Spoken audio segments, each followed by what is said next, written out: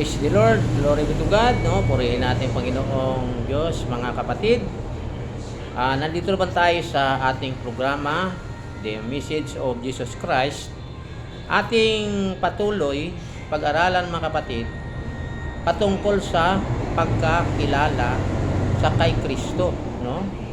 Sa nakaraan na ating pangangaral ng salita ng Diyos, no, doon pinag-aralan natin, no, sa Mateo sa 16:13 hanggang sa 17 na maraming mga tao sa panahon ni Kristo na hindi nakakilala sa Kanya. Pero sang tanungin niya ang Kanyang mga alagad, nagsagot si Pedro, no, na siya ang Kristo, ang anak ng Diyos na buhay. At ang sabi sa kanya ng ating Panginoong Hesus, mapalad ka, Simon Barjonas, ay wala ito ipahayag sa iyo ng laman at dugo, kundi ng aking Ama na nasa langit. Purihin natin ang Panginoon Diyos. Praise God. Ngayon, may mga talata sa Biblia na kung hindi mo maunawaan, parang sinabi,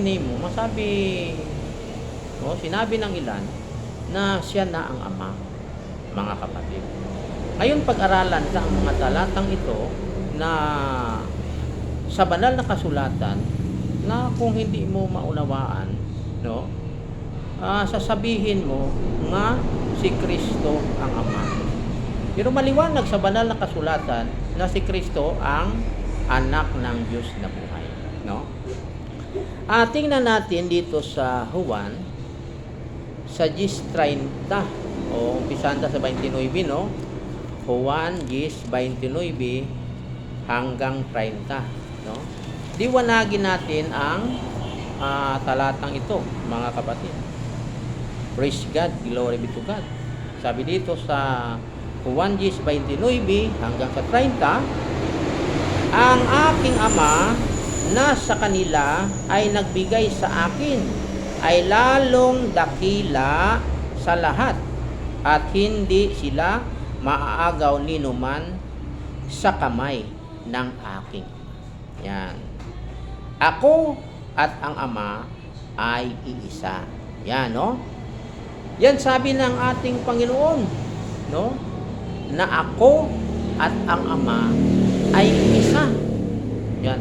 Sa talatang ito, mga kapatid, maraming nagkakamali, no? Sapagkat sinabi ni Kristo na ako at ang Ama ay isa, siya na ang Ama, no? Ipinalagay nila na si Kristo ng anak, siya rin ang Ama. Pero sa banal na kasulatan, iba ang Ama, iba rin ang anak, mga kapatid. Yan. Pag sabi na ako at ang Ama ay iisa, hindi ito nanguhulugan na siya na ang Ama, siya na ang anak, at siya rin ang Espiritu. Yan, Espiritu Santo. Hindi, mga kapatid. Purihin natin ang Panginoon. Kasi maraming kahulugan ito eh. Halimbawa, isang pamilya. Pag sabi na isang pamilya, hindi isang piraso yan, no? Marami yan, may ama, may anak. Oh, praise God. Glory be to God.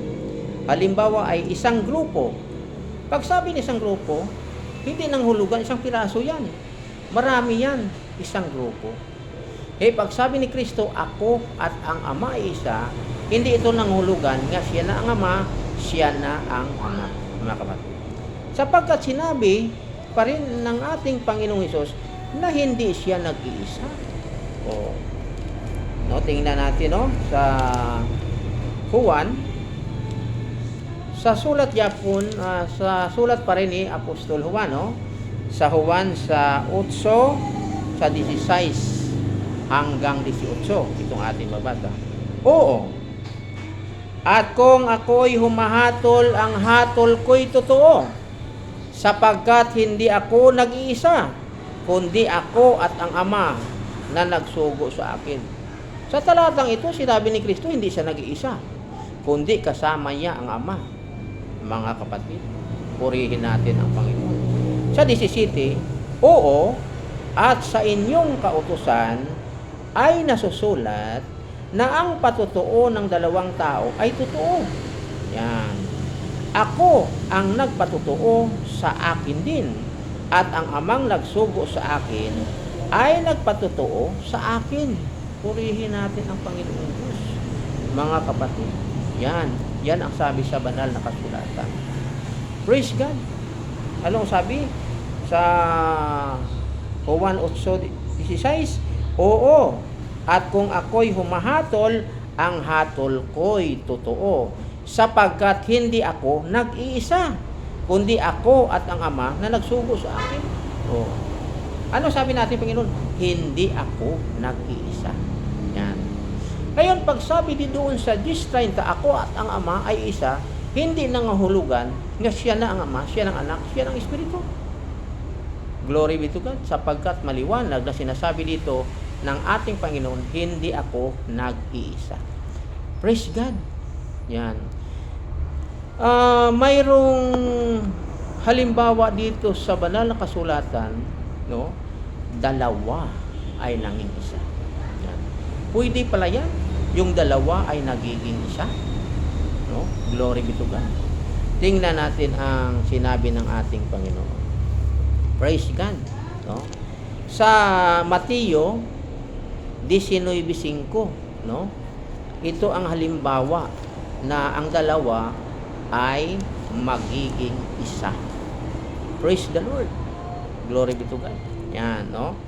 Sa sulat ni Apostol Mateo sa 19, no? 19:5. Ito ang atin mabasa, mga kapatid. Purihin natin ang Panginoon. Praise the Lord, no? Glory be to God.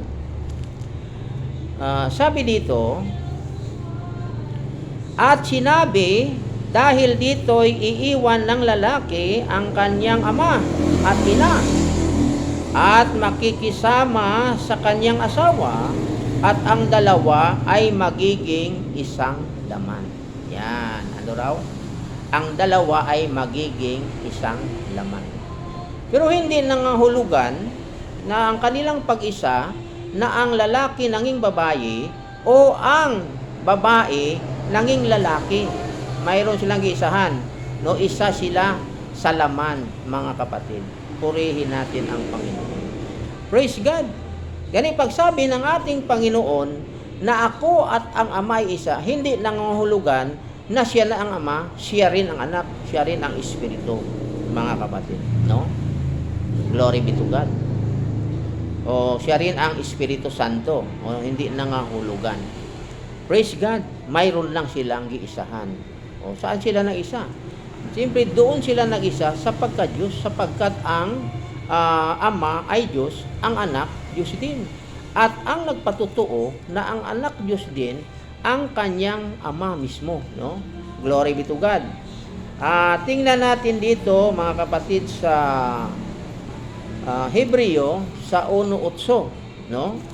Na ang nagpatutuo na ang anak ng Ama o ang anak ng Diyos ay Diyos din, ang nagpatutuo ang Ama mismo, no? Glory be to God. Kaya doon sila nag-isa sa pagka-Diyos. Praise the Lord, no?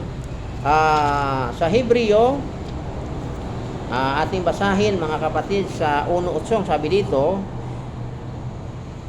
purihin natin ang Panginoong Diyos. Ngunit tungkol sa anak ay sinabi, ang iyong luklukan o Diyos ay magpakailanman, at ang sitro ng katuwiran ay siyang sitro ng kaharian. Sino ang sasabi dito? Ang Diyos Ama. Sino ang sinabihan? Ang kanyang bugtong na anak, si Kristo. Ano ang sabi ng Ama sa kanyang anak? Sabi dito, ang iyong luklukan o Diyos ay magpakailanman, at ang sitro ng katuwiran ay siyang sitro ng iyong kaharian. Praise God.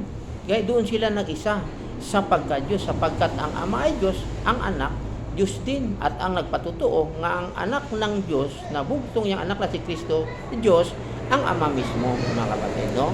Purihin natin ang Panginoon. Praise God. Ngayon, tingnan pa natin sa Juan, sa 17:22, no? na ang mga alagad, sabi ni Kristo, magiging isa sa kanila. Yan. Tingnan natin sa Juan 17:22. Praise God. Glory be to God. Yan. Sabi dito,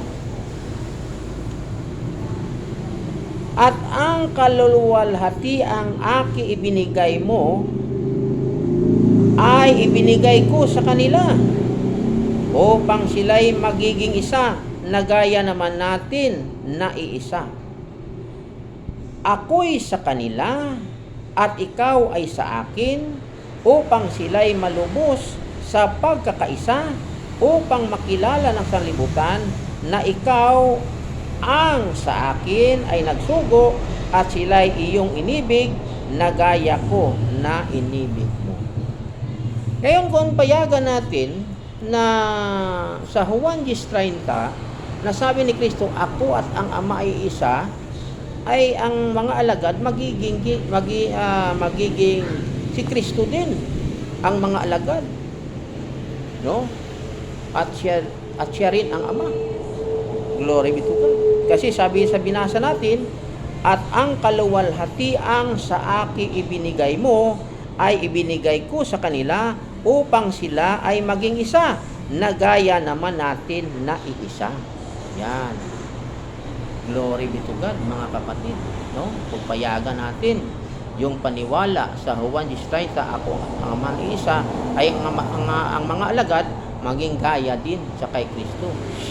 Sila din ay si Kristo, no? Glory be to God. Yan ang sabi sa banal na kasulatan. Ngayon, maliwanag sa Biblia, mga kapatid, na iba ang Ama, iba ang anak, no? Ang Ama, sinugo niya ang kanyang anak. Ang nagsugo ang Ama, ang isinugo ay ang anak. Purihin natin ang Panginoon, mga kapatid, no? Tingnan pa natin sa Juan pa rin, no? Sa sulat ni Apostol Juan sa 14:24. Ito naman ang atin na pagbabasahin, mga kapatid. Purihin natin ang Panginoong Diyos, no? Sabi dito, ang hindi umibig sa akin ay hindi tumutupad sa aking mga salita, at ang salitang inyong narinig ay hindi akin, kundi sa Amang nagsugo sa akin. Ano sabi ng ating Panginoon? Ang kanyang salita hindi sa kanya, kundi sa Ama na nagsugo sa kanya. Praise the Lord. Ngayon kung siya man ang Ama, siya na nagsasalita, no? Glory be to God. Yan ang sabi sa banal na kasulatan. Purihin natin, Panginoon. Tingnan pa natin, mga kapatid, sa Juan pa rin, no? Sa 12:27 hanggang sa 28. Itong ating pagbabasa. Ngayon ay nagugulumihanan ang aking kaluluwa, at ano ang aking sasabihin? Ama, iligtas mo ako sa oras na ito. Ngunit dahil dito ay naparito ako sa oras na ito. Ama, luwalhatiin mo ang iyong pangalan. Dumating nga ang isang tinig na mula sa langit na nagsasabi, niluwalhati ko na at muli kong luluwalhatiin. Yan. No? Anong sabi sa banal na kasulatan? Ay kung siyang Ama, nanalangin pa sa Ama na iligtas siya sa mga oras na ito. Glory be to God, no? Sabi sa 27, sa 12:27 sa Juan na binasa natin, ngayon ay nagugulumihanan ang aking kaluluwa, at ano ang aking sasabihin? Ama, iligtas mo ako sa oras na ito. Ngunit dahil dito ay naparito ako sa oras na ito. Yan, no? Sabi niya sa Ama, iligtas siya ng Ama. Ay kung siyang Ama, iligtas pa ng Ama siya. Dapat iligtas niya ang kanyang sarili. Kung siyang Ama, dili sa manalang sa Ama, kundi iligtas lang niya ang kaniyang sarili, mga kapatid. Glory be to God, no? Praise the Lord. Yan ang mga katotohanan na sinasabi sa banal na kasulatan. Ngayon tingnan pa natin sa Juan, no? Sa Juan 12:49. Sapagkat ako'y hindi nagsasalita na mula sa aking sarili, kundi ang Ama na nasa akin ay nagsugo, ay siyang nagbigay sa akin ng utos kung ano ang dapat kong sabihin at kung ano ang dapat kong salitain. Ano sabi ng ating Panginoong Hesus? Sabi niya, sapagkat ako'y hindi nagsasalita na mula sa aking sarili. Yan. Kung siya ng Ama, ang kanyang salita, nagmula na sa kanyang sarili. Pero sabi niya, ang salita, ang aking sinalita, hindi nagmula sa aking sarili, kundi sa Ama na nagsugo sa akin. No, purihin natin ang Panginoon. Ngayon, sa Juan 10:30, nga sabi ng Panginoon, ako at ang Ama ay iisa, hindi nang hulugan nga siya na ang Ama, siya na ang Anak, siya na ang Espiritu Santo. Praise the Lord, sapagkat sinabi ni Kristo na hindi ako nag-iisa, kasama ko ang Ama. Purihin natin ang Panginoon Diyos, mga kapatid. Ngayon, dito naman tayo sa sinabi ng ating Panginoon na kung hindi mo maunawaan, sabihin mo nga siya na ang Ama. No? Glory be to God. Dito tayo sa Juan 14:7, no? Sa Juan 14:7 hanggang 9, no? Idiretso na lang natin sa 10. Sabi dito, kung ako'y nangakilala ninyo, ay mangakilala ninyo ang aking Ama. Buhat ngayon siya'y inyong nangakilala at siya'y inyong nakita. Yan. Glory be to God. Sabi ng ating Panginoon. Sa 8, sinabi sa kanya ni Felipe, Panginoon, ipakita mo sa amin ang Ama at sukat na ito sa amin. Yan, no? Yan ang sabi ni Felipe. Sa 9, sinabi sa kanya ni Jesus, malaon ng panahong ako'y inyong kasama at hindi mo ako nakikilala. Felipe, ang nakakita sa akin ay nakakita sa Ama. Paanong sinasabi mo, ipakita mo sa amin ang Ama? Yan, no? Na parang lumalabas, no? Na siya rin ang Ama. Pero sa talatang ito, mga kapatid, unawain natin, hindi siya ang Ama. Purihin natin. Hindi naman sinabi ni Kristo, Felipe, ako na ang Ama. Bakit hinanap mo pang Ama? Ako na ang Ama. Hindi sinabi ng Panginoon. Ang sabi niya lang, ang nakakita sa akin ay nakakita sa Ama. Yan, no? Sa Diyos, hindi ka ba nananampalataya na ako'y nasa Ama at ang Ama ay nasa akin? Ang mga salitang aking sinabi sa inyo'y hindi ko sinasalita sa aking sarili, kundi ang Ama na tumatahan sa akin ay gumagawa ng kanyang mga gawa. Praise God. Glory be to God, mga kapatid. Kasi ang Ama, kasama niya. Sabi niya kanina dito sa binasa natin, sa Juan, sa 8:16 niya, hindi ako nagkaiisa. No? Kung humatol man ako, totoo ang akong hatol, sapagkat hindi ako nag-iisa. Ako at ang Ama na nagsugo sa akin. Praise God. Glory be to God, mga kapatid. Yan. No? Hindi nangahulugan na sa talatang ito, siya na ang Ama. Siya na ang Anak. Siya na ang Espiritu Santo, mga kapatid. Glory be to God. Yan. Kasi walang tao nakakita sa Diyos Ama. No? Praise the Lord. Glory be to God. Tingnan natin sa Juan 12:45, mga kapatid. No? Ang sabi dito sa Juan 12:45, at ang nakakita sa akin ay nakakita doon sa nagsugo sa akin. Yan. Ano raw? Ang nakakita kaniya, nakakita sa nagsugo sa kanya. May nagsugo sa kanya. Sinong sugo siya? Ang Ama. Ay kung siya ng Ama, wala may nagsugo sa kanya. No? Siya na mismo ang bumaba sa sanlibutan. Yan. Praise God. At tingnan pa natin sa Juan, no? 5:37. Praise the Lord. Glory be to God.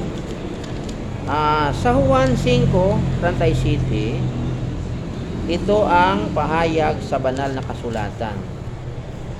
Nasabi ng ating Panginoon, hindi nga ninyo narinig ang tinig ng Ama, hindi nga ninyo nakita ang kanyang anyo. Yan, mga kapatid. At ang Ama, sa Juan 5:37.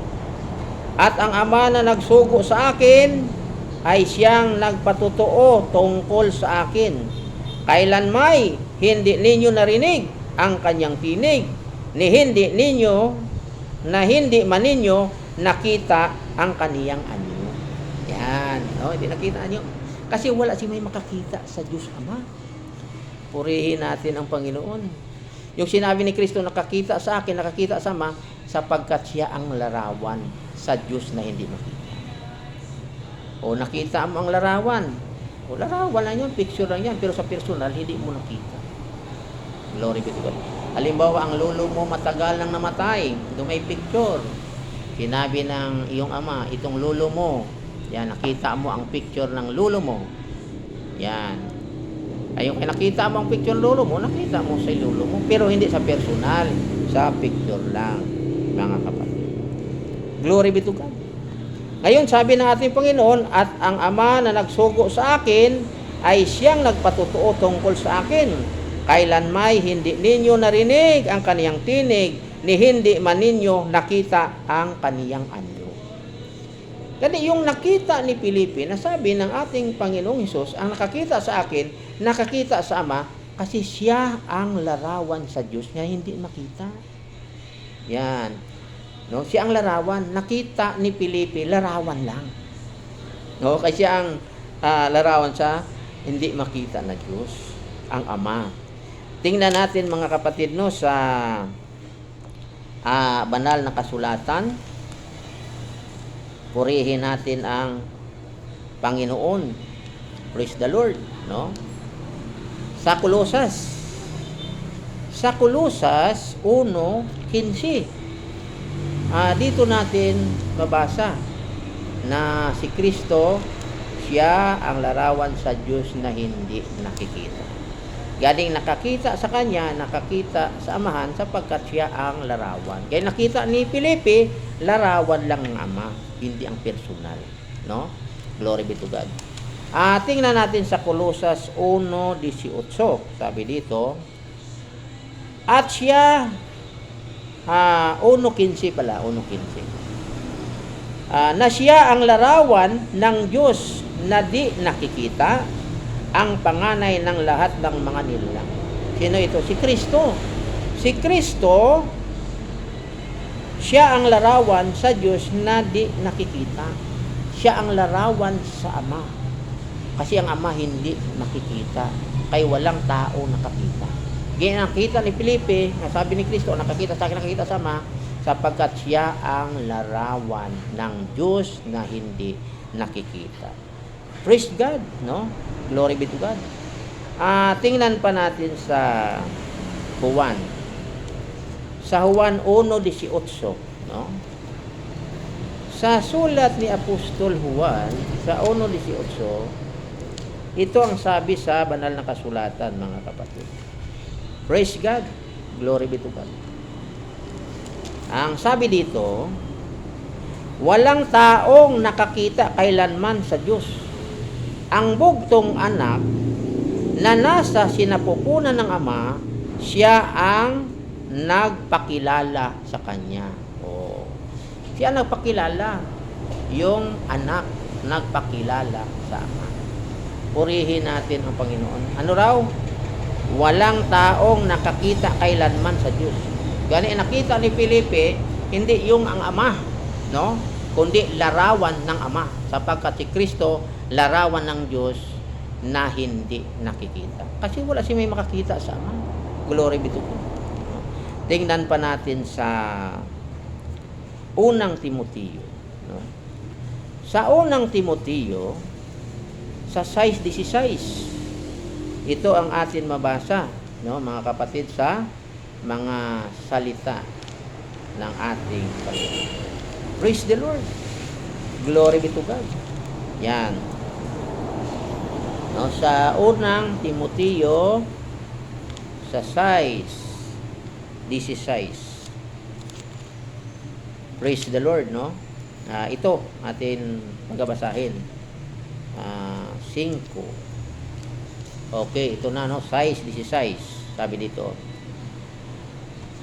na siya lamang ang walang kamatayan, nanananahan sa liwanag na di malapitan, na di nakikita ng sinumang tao o makikita man. Suma sa kanya nawa ang kapurihan at paghaharing walang hanggan. Siya nawa. Yan. Ano raw? Walang tao na makakita. Sa ano ito? Sa Ama. Sa Diyos Ama. Walang tao makakita. Glory be to God, mga kapatid. Maliwanag. Sabi, na siya lamang ang walang kamatayan, nanananahan sa liwanag na di malapitan, na di nakita ng sinumang tao o makikita man. No? Suma sa kanya nawa ang kapurihan at kapangyarihang walang hanggan. Siya nawa. Praise God. Glory be to God. Wala siyang may nakakita sa Diyos Ama. Ang nakakita lang sa Diyos Ama, ang bugtong na anak ng Diyos, mga kapatid. Purihin natin ang Panginoon. Ngayon, mga kapatid, no, liwanagin natin ang mga katotohanan, no? Ito na, ihayag na natin ang katotohanan. Sa sinabi ni Kristo sa Juan sa 14:7, sinalita iya ito sa malabong pananalita. Yan. Ngayon, kung isinalita niya sa malabong pananalita, hindi mo talaga maunawaan, no? Glory be to God. Yan. Itong Juan 14:7 hanggang 9, isinalita ito ni Kristo sa malabong pananalita. Magtaka ka siguro, mga kapatid. Glory be to God. Pero ihayag natin ang katotohanan. Praise God, no? Sabi dito, basahin natin muli. Kung ako'y nangakilala ninyo, ay makikilala ninyo ang aking Ama. Buhat ngayon, siya'y inyong mga kilala at siya'y inyong nakita. Sinabi sa kanya ni Felipe, Panginoon, ipakita sa amin ang Ama at sukat na ito sa amin. 9. Sinabi sa kanya ni Jesus, malaunang panahong ako'y inyong kasama at hindi mo ako nakilala, Felipe. Ang nakakita sa akin ay nakakita sa Ama. Paanong sinasabi mo, ipakita mo sa amin ang Ama? Yan, mga kapatid. Ito ay isinalita ni Kristo sa malabong pananalita. Ngayon, kung malabong pananalita, hindi mo talaga munawaan. Akala mo siya na ang Ama. Na kahit siya ay anak, sabihin mo siya na Ama kasi malabo na pananalita. Basahin natin sa banal na kasulatan. Sa Juan 16:25, ito na, mga kapatid, no? Yan, mahayag na katotohanan. Na yung Juan 14:7 hanggang 9, isinalita niya sa malabong pananalita. Yan. Basahin natin sa Juan 16:25. Sinasalita ko sa inyo ang mga bagay na ito sa malalabong pananalita. Darating ang oras na hindi ko na kayo pagsasalitaan sa malalabong pananalita, kundi maliwanag na sa inyo'y sasaysayin ko ang tungkol sa Ama. Yan. Glory be to God. Ano sabi na ating Panginoon? Sinasalita ko sa inyo ang mga bagay na ito sa malalabong pananalita. Darating ang oras na hindi ko na kayo pagsasalitaan sa malalabong pananalita, kundi maliwanag na sa inyo'y sasaysayin ko ang tungkol sa Ama. Yan, purihin natin ang Panginoon, no? Malabo pala yung pananalita ni Kristo. Ay malabong pananalita, hindi mo talaga maunawaan. Pero sabi ng ating Panginoon, darating ang oras na hindi ko na kayo sasalitaan ng malabong sanlilita, kundi maliwanag na. Praise the Lord. Glory to God. Ano ko no? Patungkol sa Ama.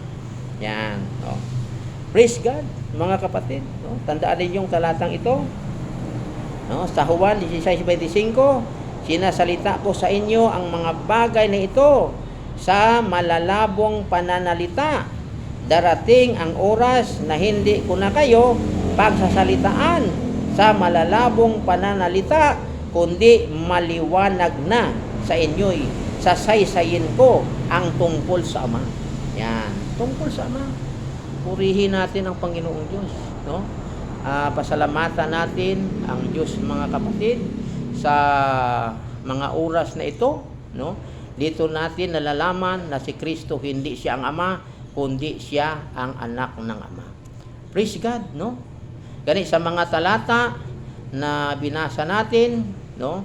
Sa Juan 10:30, sa Juan 14:7 hanggang 9, mga kapatid, yan ay mga malabong pananalita ng ating Panginoon.